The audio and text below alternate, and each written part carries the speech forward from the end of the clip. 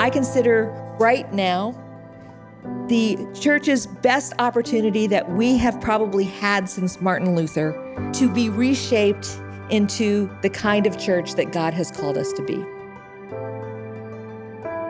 Our foundation is secure, but boy, the bolts are pretty loose. And there's a new generation of designers and builders who stand at the ready.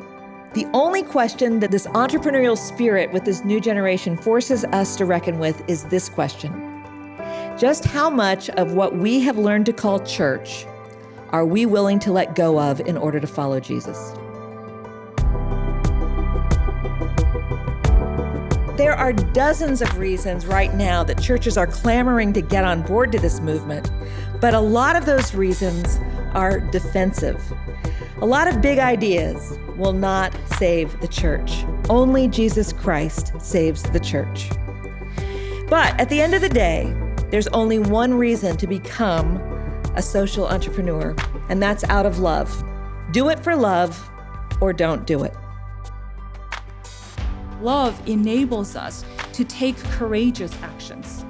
But my proposal is that we remember that love also enables us to engage in courageous conversations.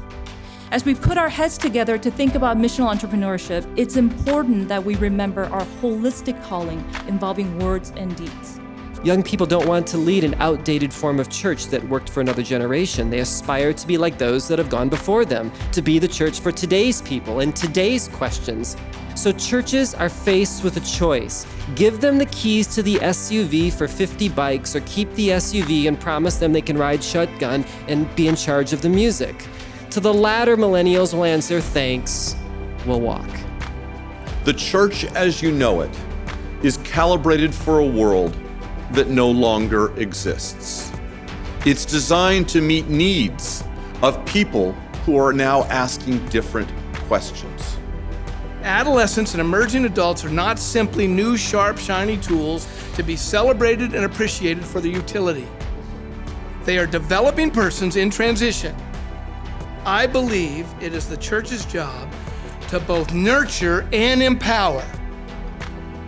And I think something that has to do with that in our culture is not just enabling young people to be their unique self, their strong individual, but also understanding how they relate to the greater world. They're mixing things that aren't supposed to fit together.